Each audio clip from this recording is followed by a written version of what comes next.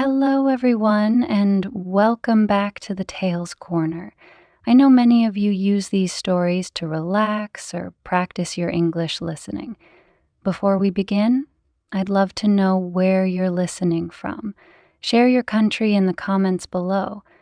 And if you enjoy this story, don't forget to like, share, and subscribe for more. Tonight's tale is a gripping story of a mother's desperate search for her missing child on a plane thousands of feet in the air.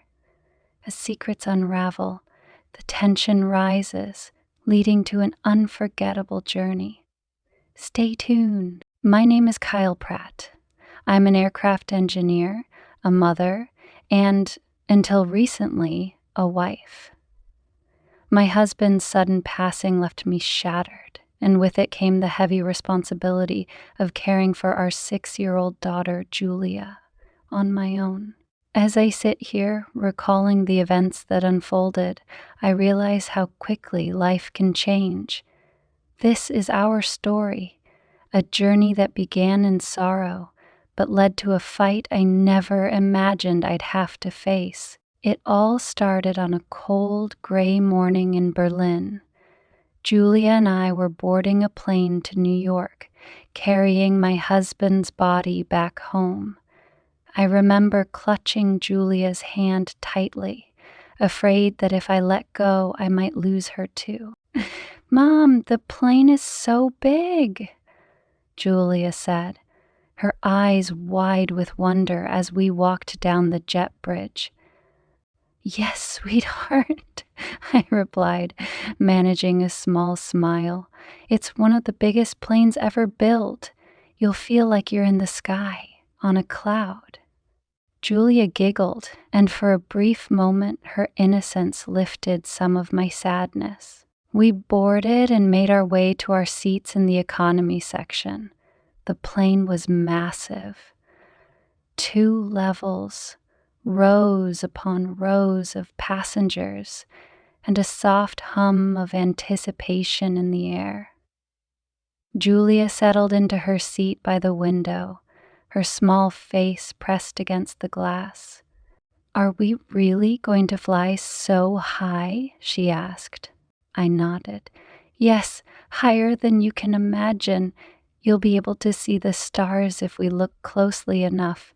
She grinned, and I felt a flicker of hope. Maybe this flight could be a fresh start for us. Once the plane took off, I reclined my seat slightly, exhausted from the weight of the past few days. Julia leaned against me, her little head resting on my arm.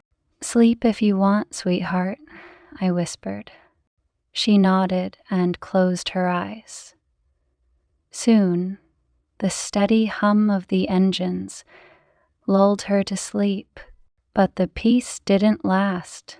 I must have dozed off, but when I woke up, Julia wasn't beside me. Her seat was empty, the blanket folded neatly. "Julia?" I called softly, looking around. No response. My heart skipped a beat. I stood up, scanning the rows around us. "Julia!" I called louder. Passengers turned to look, some with concern, others with annoyance. A flight attendant approached me, her professional smile faltering as she saw my panic. "Is something wrong, ma'am?" she asked. "My daughter," I said, my voice trembling. "She was sitting right here. She's gone." The flight attendant frowned. "Maybe she went to the restroom. Let me check." She moved toward the aisle, but something didn't feel right. Julia wasn't the type to wander off without telling me. I followed the flight attendant as she knocked on the restroom doors, one by one. Each time the response was the same. No one had seen a little girl. The panic in my chest grew. She wouldn't just disappear, I insisted. The flight attendant radioed her colleagues, and soon the crew began searching the plane. Passengers murmured among themselves. some offering sympathetic glances while others looked annoyed at the disruption. I moved through the aisles, calling Julia's name, my voice growing hoarse. I checked under seats, behind curtains, even in the tiny storage compartments, but she was nowhere. When I returned to my seat, the lead flight attendant, Stephanie, was waiting for me. Her face was calm, but her eyes held a hint of doubt.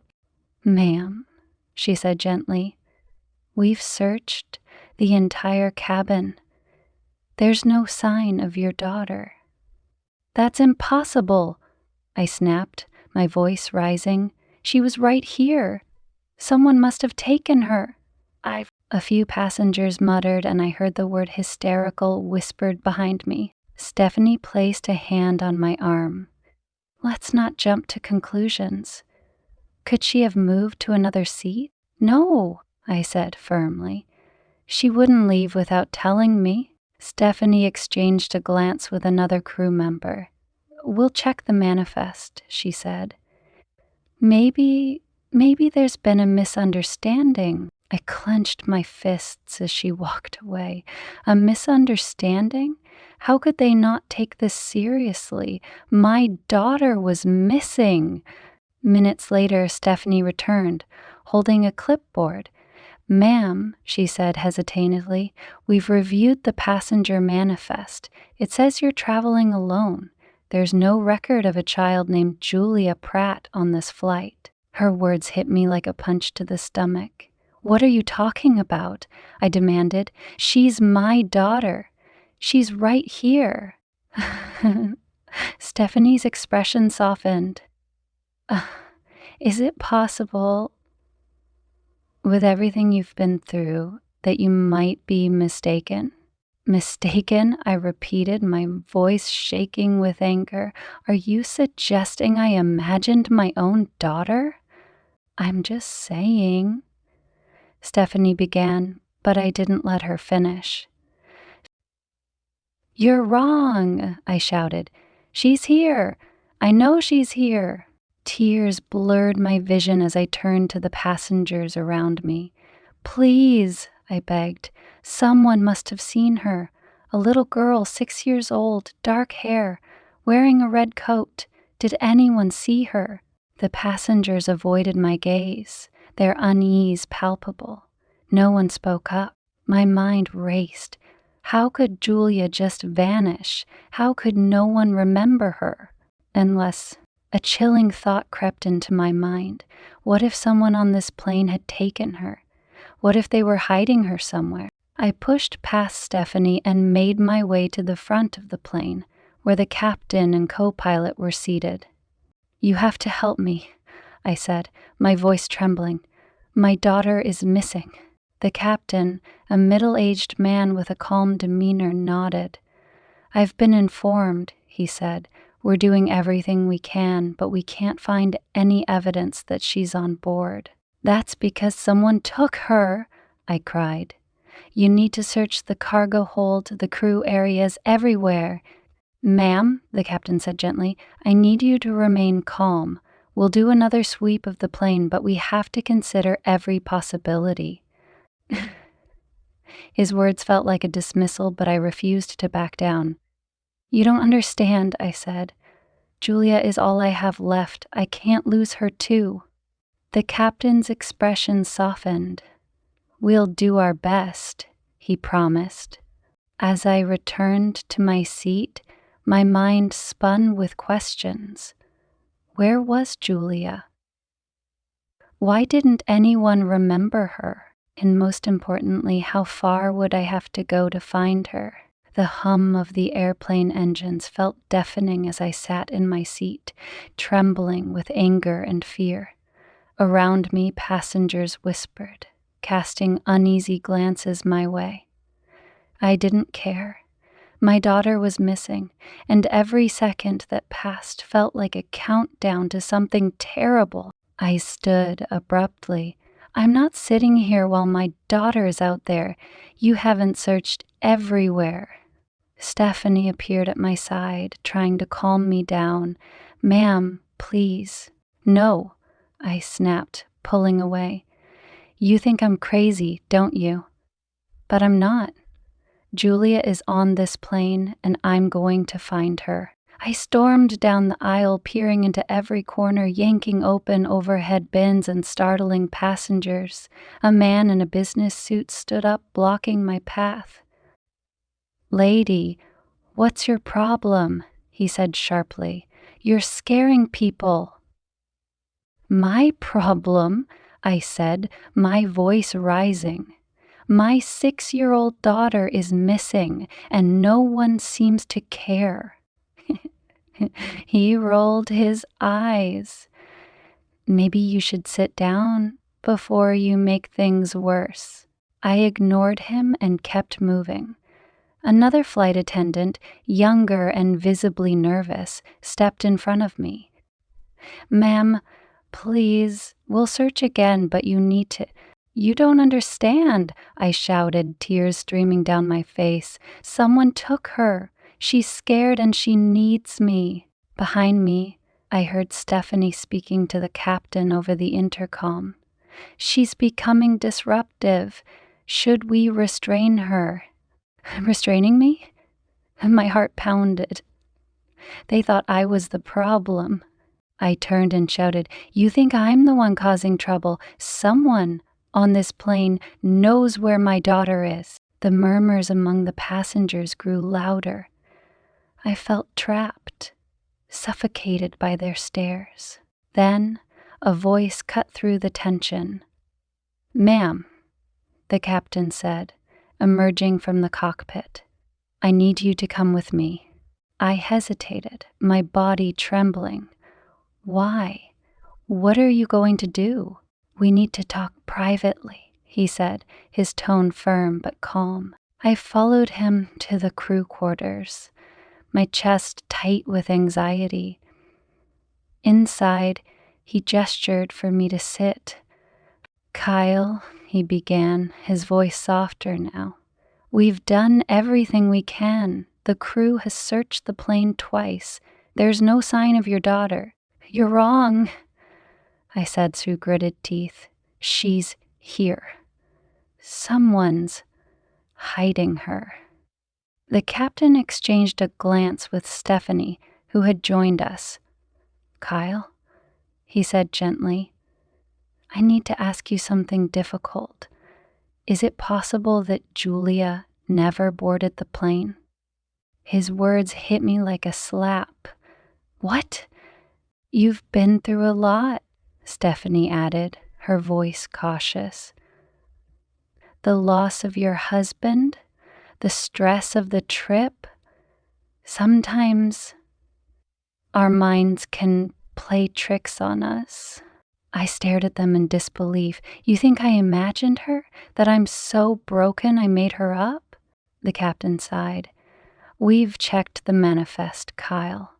There's no record of Julia Pratt. No one remembers seeing her board the plane. That's because someone erased her, I said, my voice breaking. You're not listening to me. I stood abruptly, knocking over a cup of water on the table. If you won't help me, I'll find her myself. Kyle, the captain began, but I was already walking away. I returned to the main cabin, my mind racing. If no one believed me, I'd have to find evidence. I approached a group of passengers seated near us during boarding. Did you see a little girl with me? I asked desperately. 6 years old, dark hair, wearing a red coat. They exchanged uncomfortable glances. Sorry, one of them said. I don't remember. Another passenger shook her head. I didn't see anyone with you. You boarded alone. Alone? My chest tightened. How could they all forget her? As I moved down the aisle, I noticed something strange. A man seated in first class avoided my gaze, shifting uncomfortably in his seat. He was dressed casually, but there was something about him that felt off. I approached him, my instincts screaming. "Did you see my daughter?" I asked, my voice sharp. He hesitated, his eyes darting to the crew members nearby. I I don't know what you're talking about." "You're lying," I said, my voice steady despite the anger boiling inside me. The man stood abruptly. "I don't have time for this," he muttered, pushing past me. Something in his behavior set off alarms in my head. I watched as he disappeared toward the rear of the plane. I followed, staying far enough behind that he wouldn't notice me. He entered the galley area, glancing around nervously before pulling out a phone. I crept closer, my heart pounding. "She's causing trouble," he whispered into the phone. "No, I don't think she'll stop. Yet we might have to do it sooner than planned." My blood ran cold. He was involved. I stepped forward. "Who were you talking to?" The man spun around, his face pale. "What? No one. I was just—" "Lying," I finished, narrowing my eyes. Before he could respond, Stephanie appeared. "Kyle, you need to return to your seat." "No," I said firmly, pointing at the man. "He knows something. He's hiding something." The man shook his head. "She's crazy," he said quickly. "I don't know what she's talking about." Stephanie stepped between us. "Kyle, please." "Search him," I demanded. "Check his bag, his pockets, anything. He's involved." Passengers were staring now, their whispers growing louder. "Enough!" The captain's voice boomed as he approached. "Kyle, you're disrupting the flight. If you don't calm down, we'll have to restrain you for the safety of everyone on board." I stared at him, my hands shaking. They didn't believe me. No one did. But I wasn't going to give up. I looked at Stephanie, my voice low but firm. "If you won't search him, I will." Before anyone could stop me, I lunged for the man's bag. He grabbed it, trying to pull it away, but the force of the struggle sent it tumbling to the floor. A small device spilled out. A phone, but not just any phone. It looked like a modified communication device. Something professional. The cabin fell silent. The man panicked, grabbing the device and shoving past the crew. He bolted toward the cargo hold access door. "Stop him!"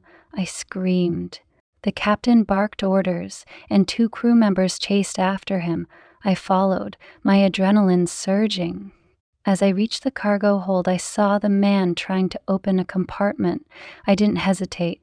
I grabbed a fire extinguisher and swung it at him with all my strength. He stumbled, falling to the floor. The crew restrained him as he struggled, shouting, "You don't understand. It's already set in motion." "What's set in motion?"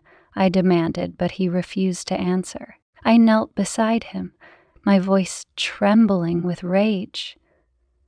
"Where is my daughter?" The man smirked, blood dripping from his lip. "You'll never find her in time." The plane felt different now, heavier, like the air itself was filled with tension. The man was restrained, sitting in the middle of the aisle, looking defeated. But the question still hung in the air. Where was Julia? I was shaking, but I refused to back down. I needed answers. I needed to know what was going on. I stood there, watching the man closely. His name was Carson, and I could see that he wasn't the person I had imagined. He wasn't some random passenger. He was part of something bigger, something dangerous. The flight attendants had called the captain, who was now speaking to Carson in quiet but urgent tones. I moved closer, trying to hear what they were saying. "You have to tell us where the girl is," the captain said, his voice firm. "You can't hide the truth anymore." Carson didn't look at him. He stared at the floor, his lips pressed tight.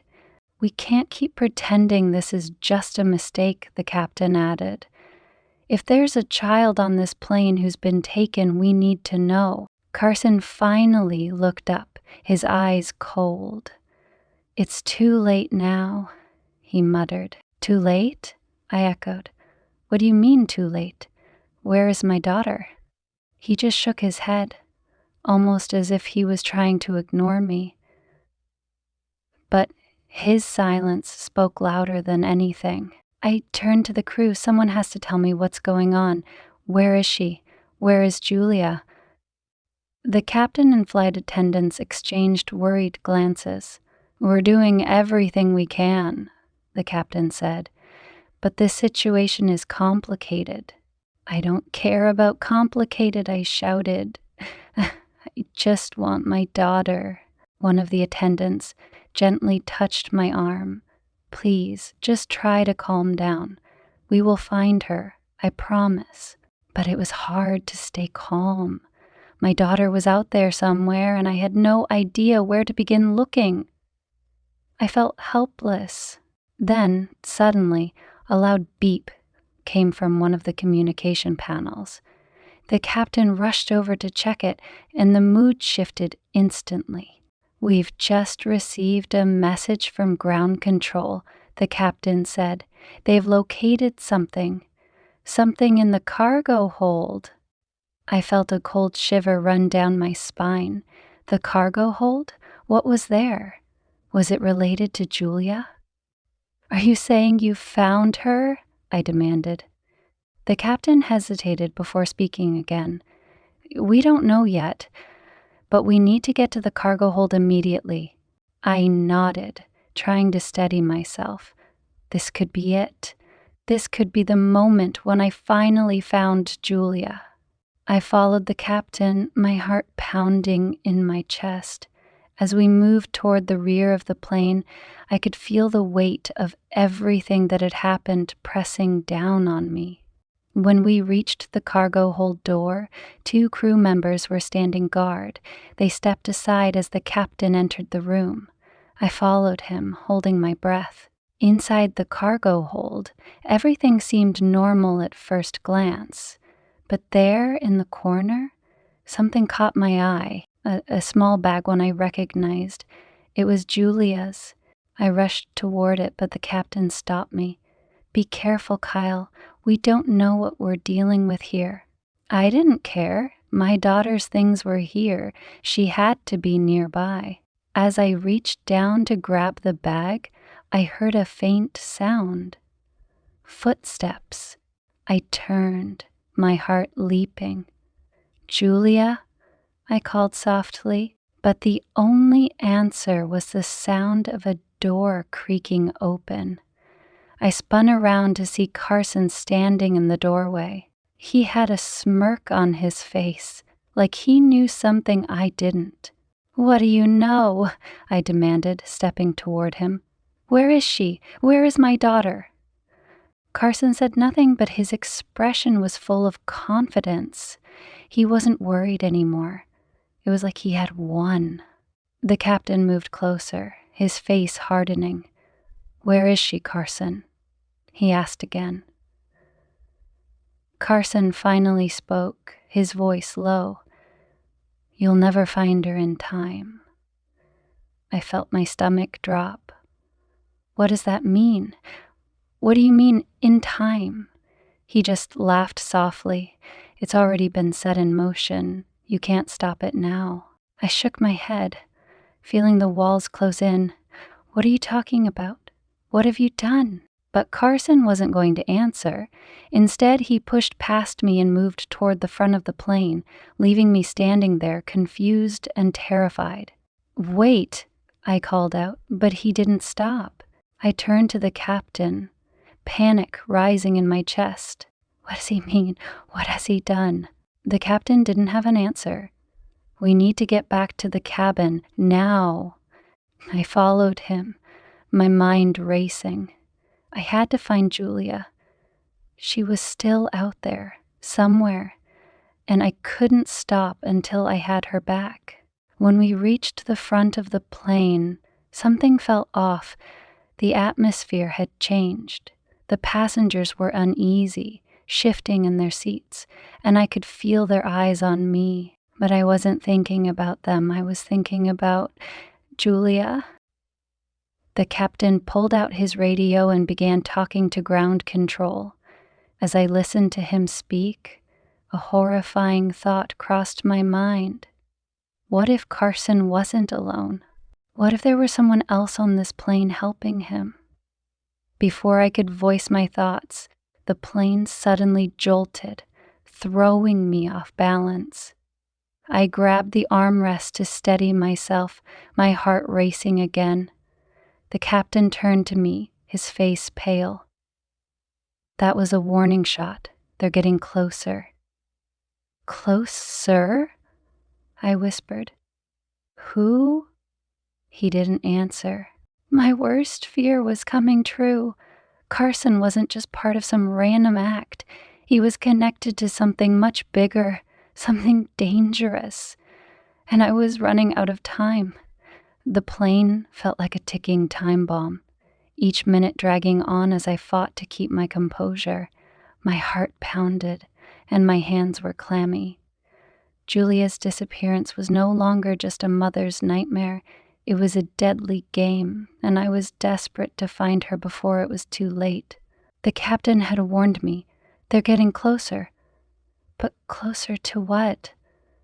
What was their plan? And why was I the only one who seemed to understand how serious this was? I watched Carson, who was now sitting quietly, seemingly unbothered by the chaos. He had done something that had made this flight a nightmare. But what? What was his role in all of this? I walked up to him, my hands shaking. "What have you done?" I demanded, trying to keep my voice steady.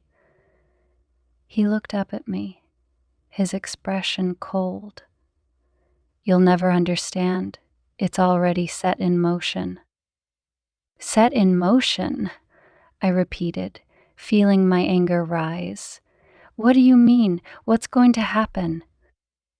He didn't answer, but the glint in his eyes told me he knew something I didn't.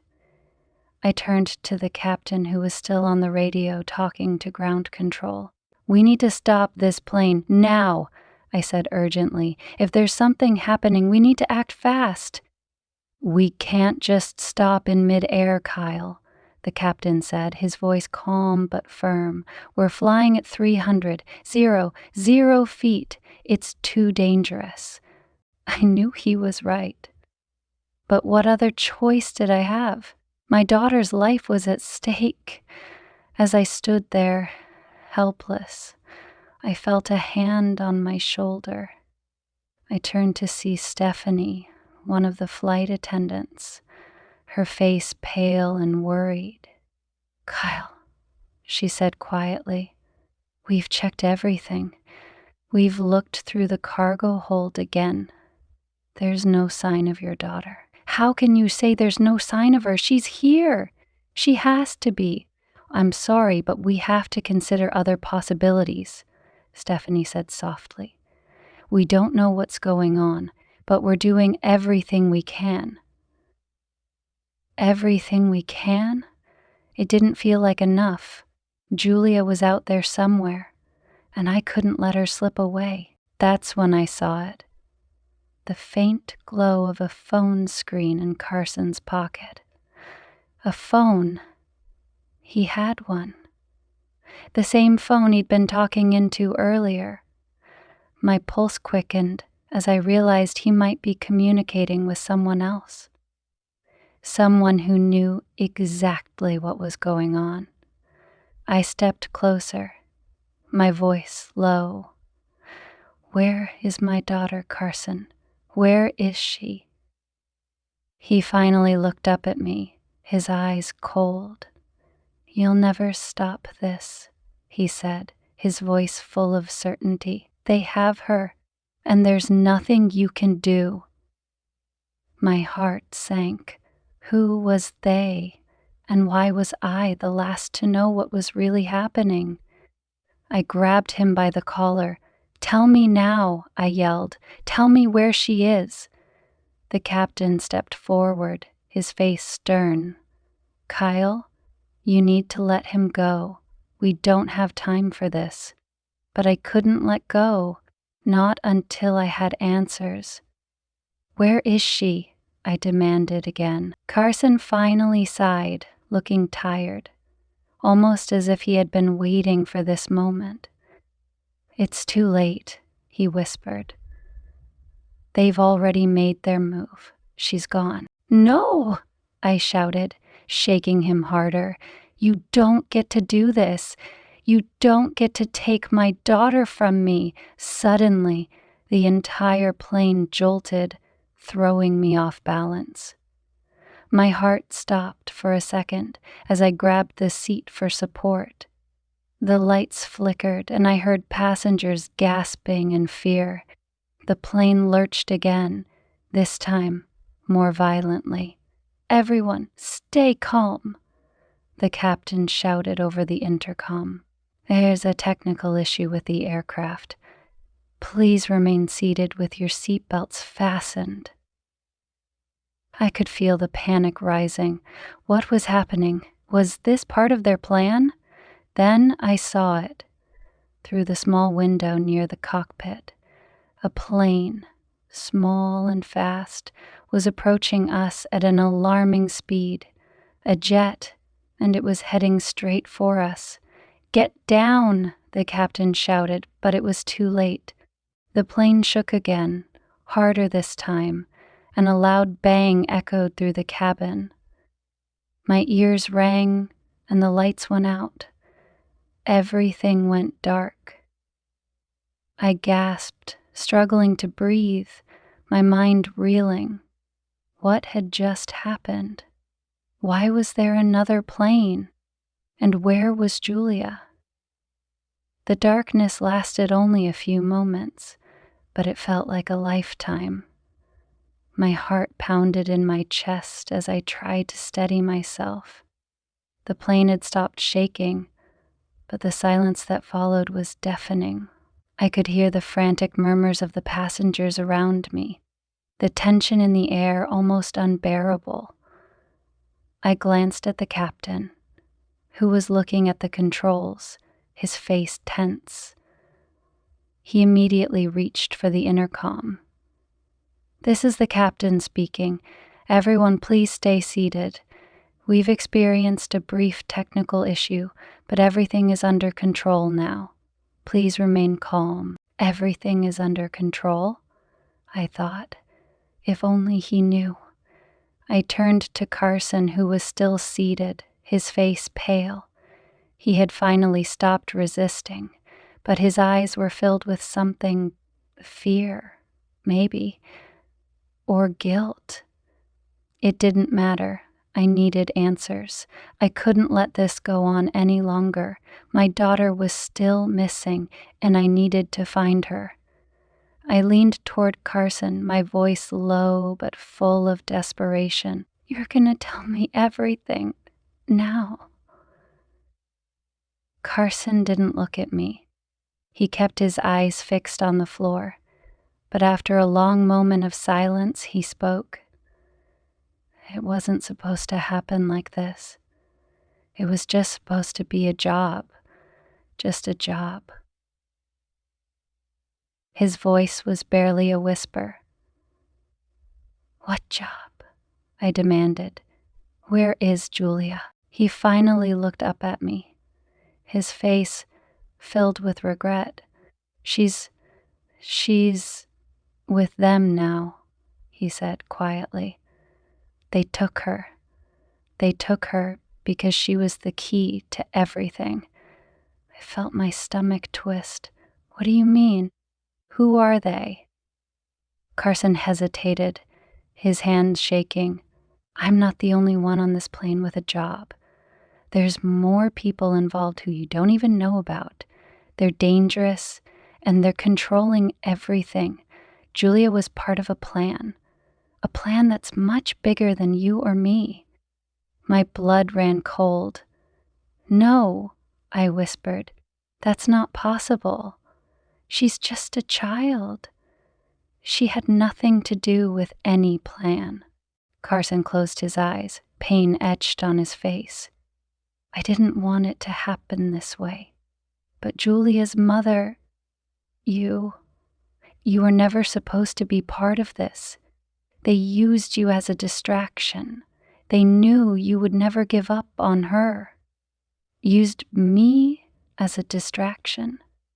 My mind spun as I tried to process his words. But before I could respond, the plane jerked again and the lights flickered. This time the flight attendants scrambled, their voices tense. Something was happening. Suddenly an announcement came over the intercom.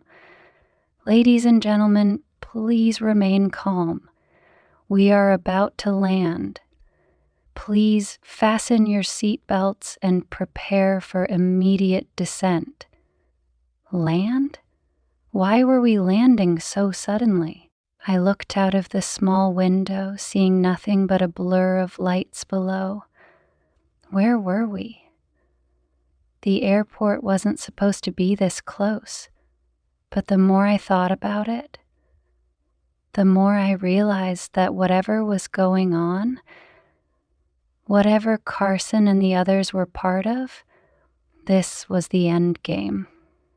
I had no choice. I needed to find Julia. I couldn't wait for them to bring her to me. This had gone on long enough. I turned to the captain. "We need to land now. Whatever is happening, I need to be off this plane. My daughter is in danger." The captain looked at me, his face filled with uncertainty. "I don't know what you're involved in, ma'am, but we have orders. We have to land." "Orders?" I said, my voice rising. "What orders?" "You're not the only one in charge here. I'm her mother, and I'm taking control of this situation." Before the captain could respond, I turned toward Carson. "You're going to help me find my daughter." He nodded. Carson's face was filled with guilt, but his eyes showed a glimmer of something else. Reluctance.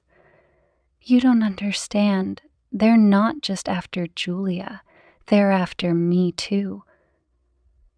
I've made mistakes. I've been part of something I shouldn't have. I didn't care. I couldn't care anymore." "Help me," I repeated, more firmly this time. Finally, Carson nodded. "All right," he said, his voice resigned. "I'll help you, but you need to be ready. You have no idea what you're about to face."